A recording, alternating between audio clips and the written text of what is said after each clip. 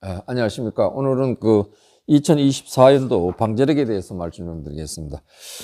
우선, 이 살균제와 이제 살충제가 있죠. 살충제는 이 약제들이 이렇게 돼 있어서 이 중에 이렇게 같은 기작과 같은 계통인 약제들은 이렇게 함께 이렇게 써놨어요. 이렇게 묶어서 써놨습니다. 그렇기 때문에 이 이름은 달라도 내용이 같아요. 그러니까 성분이 같을 수가 있습니다. 그래서 같은 약이 있어요. 칼립소, 모스피란 다 같은 4A예요. 작용 기작이에요. 그러니까 여기 앞에 이제 숫자들이 쭉 나와요.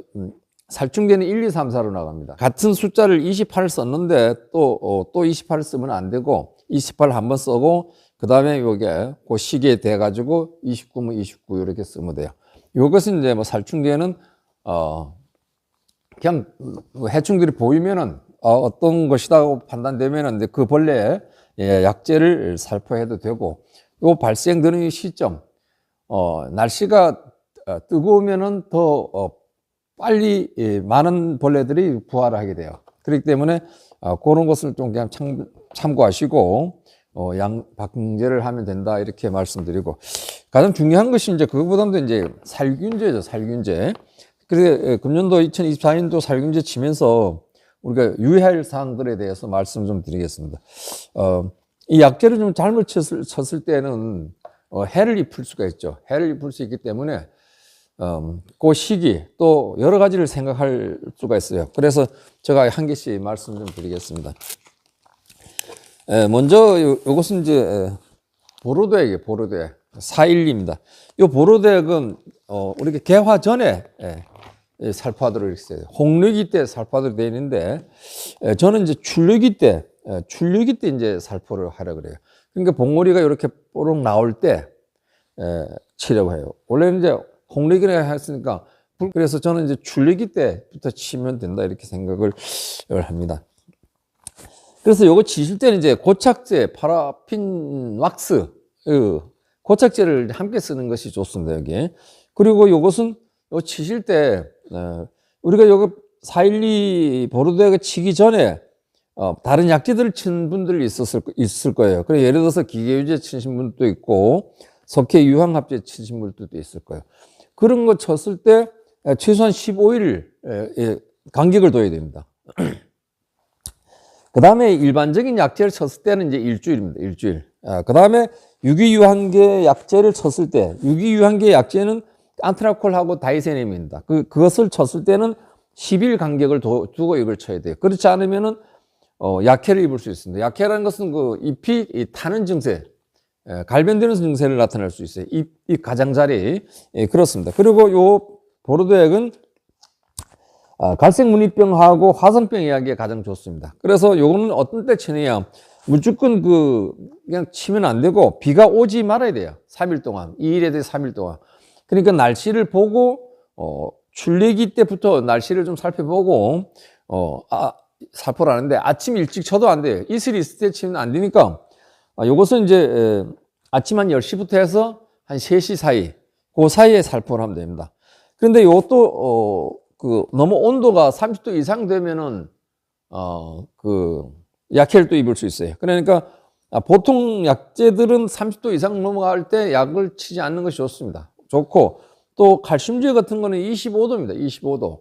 그리고, 또 칼슘제는 25도이면서, 장마가 오고 나서 아침에 해가 뜰 때는 더 20도라도, 약해를 입을 수가 있어요. 염화칼슘은. 그러니까 그런 것을 좀 아시는 것이 조금 도움이 된다 이렇게 말씀을 드리겠습니다. 그리고 이제 이것이 개화 전에 이제 보르도액 약제를 이제 살포를 하고 또 갈반병이 또 나중에 심할 때 6월 달에 한 번 더 할 수 있어요.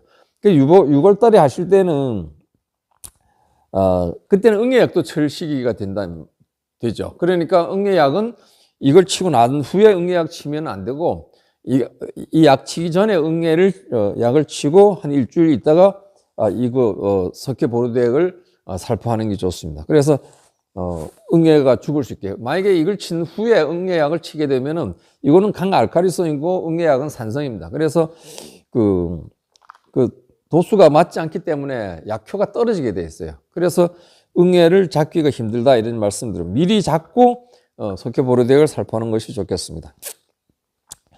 그 다음에 이제 보면 이제 아미스타래요. 아미스타하고 포리남 하도록 이렇게 되어 있는데, 여기서는 반드시 중요한 것인 여기에 썸머킹 아리스 MB, 여기는 이렇게만 나와 있는데, 시나노 레이드, 뭐 시나노 골드, 아오리 9호, 또 남북의 서광, 이런 것은 아미스타로 방제를 하면 안 돼요. 좀 전에 제가 불렀던 거. 그래서 이 아미스타를 그 약을 보면 약 뒤에 어떤 품종에는 치고 그 외에는 치지 마라 이렇게 돼 있어요.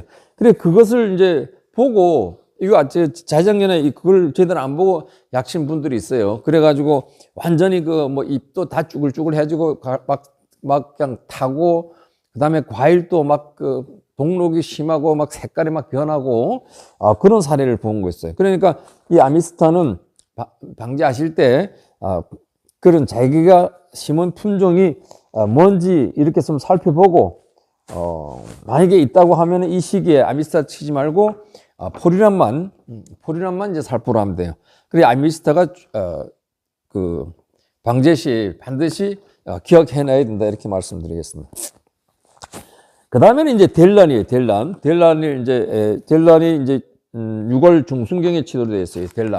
이 델란은 이제 약효가 이제 보면은 갈색 무늬병하고 탄저병으로 되어 있는데 여기 보면 이제 뭐 견무늬도 이렇게 되어 있어요. 그리고 견무늬 효과보다는 갈색 무늬병하고 탄저병에 좋다고 이렇게 많은 사람들이 얘기를 하고 있어요. 그런데 이것은 요 약제는 치실 때 고착제, 침투성 전착제라든가 고착제는 같이 혼용하면 안 됩니다.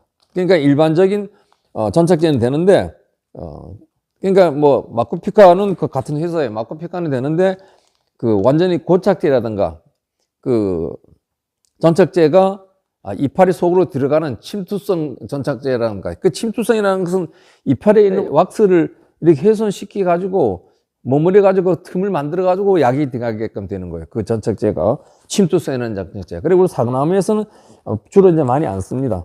그래서 요거 델라는 그렇게 쓰시고 그다음에 요 델라는 아바메타 그 버티맥이 있어요. 아바메틱 계열의 그 버티맥 응애약이 있습니다. 그 델라를 치는 가오는 그 응애약은 쓰지 않도록 이렇게 그 회사에서 얘기를 하고 있더라고요. 델라는 있어서.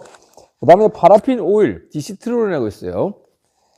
디시트론 약하고 이 전체 약헬 혼용하면 절대 안 되고 또 그 가온에 그걸 쳐도 안 돼요. 그러니까 뭔 소리 나면은 이 델란을 치는 그 가온은 그 디시트론 그 하고 혼용해도 안 되고 또는 시간을 두고 살펴도 안 돼요. 그러니까 그 가온은 이 델란 치는 가온은 이 파라핀 오일입니다. 파라핀 오일은 절대 쓰면 안 된다. 그 가온은 쓰면 안 된다. 이렇게 말씀드리고. 그 다음에 살충제 보면 이제, 라이몬이라고 있어요. 살충제가. 라이몬도, 여기 혼용이 안 돼요. 그 델란에 혼용이 안 된다는 것을, 말씀드리겠습니다. 그러니까 안 된다는 거 딱 정해진 거는 절대적으로, 같이 하면 안 돼요. 그래서 섞으면 안 된다. 그 외에는, 살펴보고, 하시면 되겠다. 이렇게 말씀을 드리겠습니다. 후론사이드가 있어요. 후론사이드. 우람하고 후론사이드가 있는데, 갈반하고 탄저에 좋은 품종이 되는데, 여기는 이제, 후론사이드는 이제, 칠 때, 갈반병이 있으면은 후론사이드를 치면은, 안 돼요. 그러니까 갈반이 있을 때는 후론사이드 치지 말고,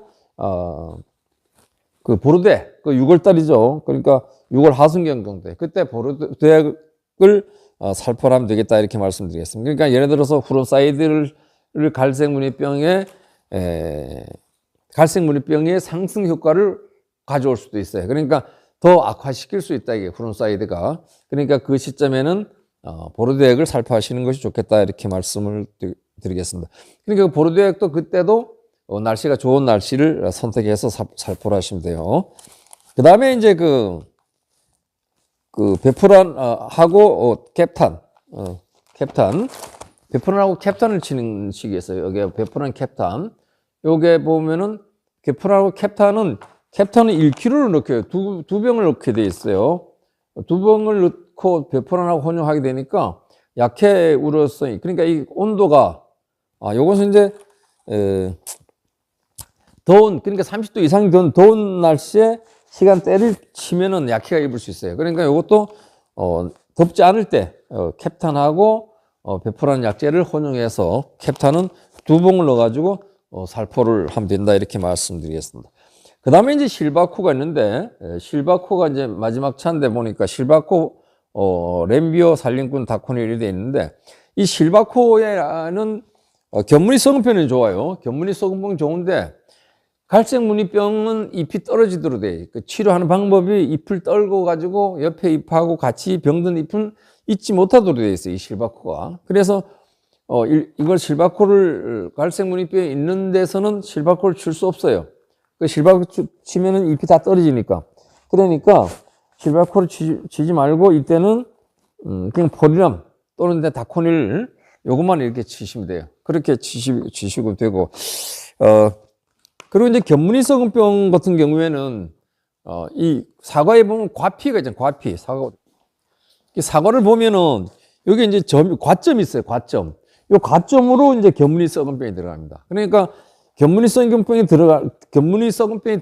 요 과점으로 들어가기 때문에, 과점이 생김으로부터 원래는 이제 낙화 2주 후부터 8월 달까지 견문이 썩은 병을 이제 전염된다 이렇게 되어 있는데, 가지에 보면 여기 사막이 있잖아요. 오돌오돌한 거. 거기 안에 뭐입니까? 포자가 형성돼 있어요. 그리고 거기에 포자가 형성돼 있다가 비가 오거나 날씨가 습하면은 밖으로 나와서 과일로, 요렇게 과일로 과점 있죠? 여기로 가서 붙는 겁니다. 그리고 요 그 외에는 침범을 못 해요. 그런데 거기 붙는데, 거기 이제 요 부패해지는 과정이 이 안에 달아야 돼. 그러니까 10에서 11 브럭스가 되었을 때 그 감염이 이제 잘 된 거예요. 그러니까 이 펄했을 때는 감염이 잘 안 돼요. 그러니까 8월 이후부터 방제를, 마지막 실바코를 쳐야 되는데, 실바코 치실 때 사실 또 갈색무늬병이 있으면 치지 못하잖아요. 그러니까 그때는 다른 델란을 칠 수가 있습니다. 델란을 치는데, 델란 혼자 하나만 가지고 치지 말고, 델란을 보면은 견문이성과 여기는 다 견문이 썩은 병에 해당된다 했는데, 요거보다는 합제를 해갖고, 만약에 그게 합제로 그 베프론하고 혼용해갖고 살포를 하면은 상승 효과가 난다. 이렇게 YJC 그 농사를 오래 지시는 분이 이 얘기를 하시더라고요. 그런데 아무쪼록 약은 본인들이 이제 잘 판단하셔가지고 살포를 해야 된다는 점 말씀을 드리겠습니다. 오늘 여기까지 하겠습니다. 감사합니다.